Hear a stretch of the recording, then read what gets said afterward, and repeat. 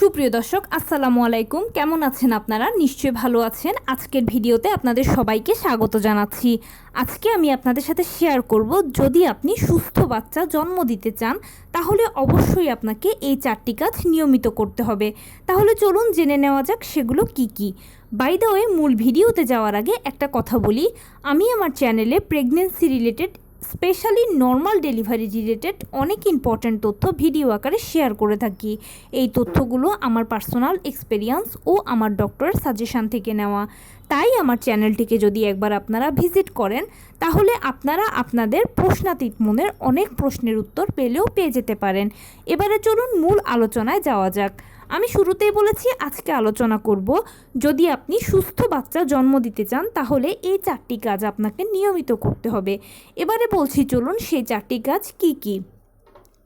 প্রথমেই হচ্ছে ব্যায়াম ও কায়িক শ্রম করা। আপনি যখন থেকে জানতে পারবেন যে আপনি কনসিভ করেছেন, ঠিক তখন থেকে নিয়মিত আপনি হালকা পাতলা ব্যায়াম ও কায়িক শ্রম করার চেষ্টা করুন। হালকা পাতলা ব্যায়াম বলতে আমি স্পেশালি বোঝাচ্ছি হাঁটাচলা করা। মানে আপনি নিয়ম করে সকালবেলা ঘুম থেকে উঠে 30 মিনিট হাঁটাহাঁটি করবেন, রাতে ঘুমোতে যাওয়ার আগে 30 মিনিট হাঁটাহাঁটি করবেন, আর এর মাঝখানে সারাদিনে যেরকম আপনার সময় সুযোগ যেরকম যা হবে আপনি সে অনুযায়ী টুকটাক হাঁটাচলা করবেন, বাস এটাই হবে। আর এছাড়া যদি আপনি সর্বোচ্চ সাবধানতা মেনটেন করে হালকা পাতলা ব্যায়াম করতে পারেন বা ব্যায়ামের উপরে নিজেকে রাখতে পারেন তাহলে এটা আপনার জন্য সবথেকে বেশি ভালো হবে, প্লাস বাচ্চার জন্য ভালো হবে। বাচ্চার সুস্থতার জন্য ব্যায়ামের কিন্তু কোনো বিকল্প নেই। এছাড়া ব্যায়াম নর্মাল ডেলিভারিতেও সহায়তা করে। আর অবশ্যই আপনি গৃহিণী হন বা কর্মজীবী হন, সব কিছুর মাঝেও টুকটাক কায়িক শ্রম করার চেষ্টা করবেন, ভারী কাজগুলো না করে। দ্বিতীয় যে বিষয়টা সেটা হচ্ছে খাবার। খাবার প্রেগনেন্সিতে খুব গুরুত্বপূর্ণ একটা বিষয়।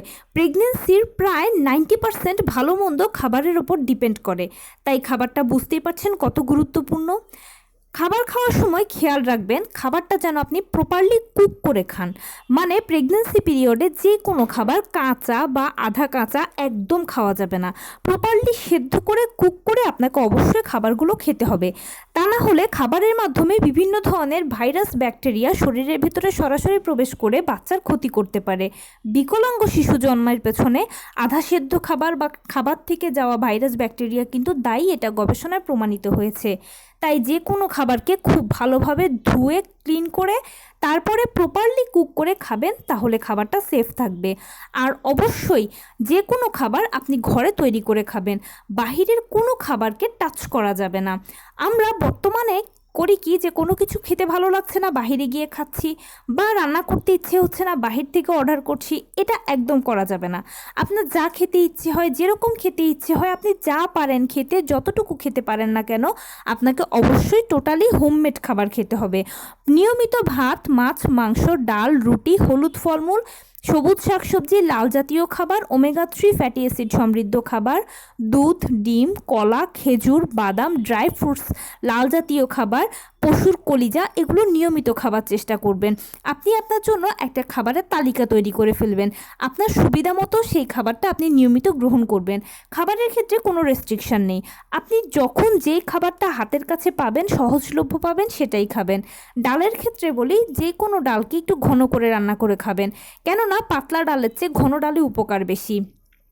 মাছের ক্ষেত্রে ছোট মাছ, বড় মাছ, সামুদ্রিক মাছ, যেই মাছটা হাতের কাছে পাবেন ভালোভাবে ধুয়ে পরিষ্কার করে প্রপারলি রান্না করে তারপরে খাবেন। আরেকটা কথা, প্রেগনেন্সিতে একটু মশলা কম দিয়ে খেলেই সব থেকে ভালো হয়। আমরা অনেকে আছি তেল মশলা বেশি খাই। প্রেগনেন্সি পিরিয়ডে যদি আপনার তেল মশলার পরিমাণটা কমিয়ে আনতে পারেন তাহলে আপনার বিভিন্ন ধরনের অযাচিত সমস্যা, যেমন গ্যাস্ট্রিক, কোষ্ঠকাঠিন্যের মতো সমস্যাগুলো থেকে আপনি ইজিলি রক্ষা পাবেন। ওষুধ খাওয়ার প্রয়োজন হবে না। আপনারা সবাই তো জানেন যে প্রেগনেন্সিতে অযথা ওষুধ খাওয়া যায় না। খুব সেন্সিটিভ ইস্যু ছাড়া ডাক্তাররা কিন্তু প্রেগনেন্সি পিরিয়ডে ওষুধকে প্রেফার করেন না। এরপরে যেটা বলছি মাংসের কথা। মাংসের ক্ষেত্রে আপনি গরু, মুরগি, খাসি সবই খেতে পারবেন, কিন্তু গরু বা খাসির মাংসে একটু ফ্যাট বেশি থাকে, এটা হজমে অনেকের অসুবিধা তৈরি করে। এছাড়া এগুলো শরীরকে শক্ত করে, তাই কোষ্ঠকাঠিন্য হওয়ার একটা চান্স থাকে। কিন্তু আপনি মুরগির মাংসটা বেশি বেশি করে খেতে পারেন। মুরগির মাংস আপনাকে যেমন প্রোটিন যোগাবে, ঠিক তেমনি মুরগির মাংসতে অতিরিক্ত ফ্যাট নেই, এটা ভালো প্রেগনেন্সি পিরিয়ডে। তাই বেশি বেশি করে মুরগির মাংস খাওয়ার চেষ্টা করবেন। অন্যান্য মাংসও খেতে পারেন, তবে মুরগিটা একটু বেশি করে খাবেন। ছোট মুরগির বাচ্চা, কবুতরের বাচ্চা এগুলো খাবেন, এগুলো আপনাকে আয়রনের যোগান দেবে। এছাড়া অবশ্যই চেষ্টা করবেন যে অন্তত সপ্তাহে একবার যে কোনো পশুর কলিজা খেতে, এটা আপনার রক্তে হিমোগ্লোবিন বাড়াবে। এছাড়া আপনি প্রেগন্যান্সি পিরিয়ডে লাল জাতীয় খাবার মানে লাল ফল এগুলো খাওয়ার বেশি বেশি চেষ্টা করবেন, তাহলে আপনার রক্তের হিমোগ্লোবিন ঠিক থাকবে। এছাড়াও আপনাকে স্পেশাল খাবার যে দুটোর কথা বলবো সেটা হচ্ছে দুধ ও ডিম। অবশ্যই নিয়মিত 2টো করে ডিম খাবেন এবং দুধ খাবেন। দুধটা একটু কুসুম গরম খাওয়ার চেষ্টা করবেন, তাহলে দেখবেন ভালো রেজাল্ট পাবেন। বাচ্চার সুস্থতার জন্য কিন্তু খাবারের কোনো বিকল্প নেই। ইউকের একটি গবেষণা সংস্থা বলেছে সেটা 100টি খাবারের মধ্যে অন্যতম হচ্ছে কাঠবাদাম প্রেগনেন্সি পিরিয়ডে, তাই কিছু কিছু কাঠবাদাম খাওয়ার চেষ্টা করুন। এছাড়া যে কোনো বাদাম হাতের কাছে পেলে খেলেই হবে।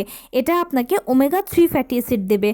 জানেন তো ওমেগা 3 ফ্যাটি অ্যাসিড হচ্ছে আমাদের শরীরের ইঞ্জিন ছাড়া যেরকম গাড়ি চলে না, তেমনি ওমেগা 3 ফ্যাটি অ্যাসিড ছাড়াও কিন্তু শরীর সুস্থ থাকে না। তাই আপনার ও বাচ্চার সুস্থতার জন্য ওমেগা 3 ফ্যাটি অ্যাসিড অত্যন্ত গুরুত্বপূর্ণ। যদি বাচ্চার ওজন কম থাকে বা আপনার যদি ওয়েট কম থাকে তাহলে বেশি বেশি করে প্রোটিন সমৃদ্ধ খাবার খান। প্রোটিন আপনার ও বাচ্চার ওজনের ব্যালেন্সকে ঠিক রাখতে সহায়তা করবে। এছাড়া পানি, প্রেগনেন্সি পিরিয়ডে আপনাকে নিয়ম করে অন্তত 8 থেকে 10 গ্লাস পানি খেতে হবে। পানি আপনার অ্যামনিওটিক ফ্লুইডের ব্যালেন্সকে ঠিক রাখে। জানেন তো নর্মাল ডেলিভারির জন্য 5 থেকে 25 সেন্টিমিটার পর্যন্ত অ্যামনিওটিক ফ্লুইড প্রয়োজন।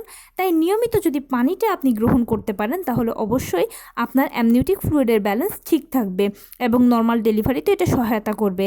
এছাড়া বাচ্চার সুস্থতার জন্য কিন্তু পানি অত্যন্ত গুরুত্বপূর্ণ একটি ভূমিকা পালন করে। প্রেগনেন্সি পিরিয়ডে বেশি বেশি করে প্রার্থনা করবেন। এছাড়া পরিবারকে সময় দেবেন, ডিভাইস থেকে দূরে থাকবেন। আমরা বর্তমানে করি কি যে ডিভাইসে অনেক বেশি সময় দিই। ডিভাইস থেকে ক্ষতিকর রেডিয়েশন ছাড়ে, যেটা বাচ্চা ও মা উভয়ের জন্য ক্ষতিকর। তাই যে কোনো ধরনের ডিভাইস থেকে দূরে থাকুন আর পরিবারকে বেশি বেশি করে সময় দিন। নিজের জন্য নিজে একটা রুটিন তৈরি করুন। খুব ভোরবেলা ঘুম থেকে উঠবেন, সারাদিন সকল কাজকর্ম শেষ করে রাত 9টা থেকে 9:30টার মধ্যে রাতের খাবারটা খেয়ে ফেলবেন। কিছুক্ষণ হাঁটাহাঁটি করে, পারলে পরিবারের সাথে গল্প করে তারপরে ঘুমিয়ে পড়বেন। অবশ্যই 10টা থেকে 10:30টার মধ্যে ঘুমিয়ে পড়বেন। নিজের জন্য নিজে যদি এই রুটিনটা মেনটেন করতে পারেন তাহলে আপনিও সুস্থ থাকবেন, আপনার বাচ্চাও সুস্থ থাকবে। প্রেগনেন্সি পিরিয়ডে বেশি বেশি করে যদি ঘুমান তাহলে আপনার ব্রেনটা রিল্যাক্স হবে, মাইন্ড রিফ্রেশ হবে। আর আপনার ব্রেন রিল্যাক্স হওয়া, মাইন্ড রিফ্রেশ হওয়া মানে বাচ্চারও কিন্তু ব্রেন ডেভেলপমেন্টে এটা সহায়তা করবে। তো মোটামুটি এই নিয়মগুলো যদি আপনি মেনে চলতে পারেন আর এই কাজগুলো যদি নিয়মিত করতে পারেন তাহলে ইনশাল্লাহ আপনি একটি সুস্থ বাচ্চা জন্ম দিতে পারবেন আর আপনার বাচ্চার কোনো অসুবিধে হবে না। এগুলো কিন্তু গবেষণায় প্রমাণিত হয়েছে। মায়ের চলাফেরার উপরেও কিন্তু গর্ভের বাচ্চার অনেক কিছু নির্ভর করে। তাই মাকে গর্ভকালীন সময়ে অত্যন্ত সতর্কতার সহিত চলাফেরা করতে হবে এবং নিজের জন্য নিজে যদি একটা রুটিন তৈরি করে সেই রুটিন অনুযায়ী খাবার, চলাফেরা সব কিছু করতে পারেন তাহলে কিন্তু আপনিও ভালো থাকবেন, আপনার বাচ্চাও ভালো থাকবে এবং এই সব কিছু কিন্তু নর্মাল ডেলিভারিতে অত্যন্ত সহায়ক। তো এই ছিল আজকের ভিডিও। কেমন লাগলো বলুন? যদি ভালো লেগে থাকে তাহলে প্লিজ লাইক, কমেন্ট, শেয়ার করতে একদম ভুলবেন না। আর সেই সাথে আমার চ্যানেলটিকে সাবস্ক্রাইব করার বিনীত অনুরোধ রইল। পাশে থাকা বেল আইকনটি ক্লিক করে দেবেন যেন আমি ভিডিও আপলোড করার সাথে সাথে আপনারা নোটিফিকেশান পেয়ে যান। ভালো থাকবেন, সুস্থ থাকবেন। আসসালামু আলাইকুম।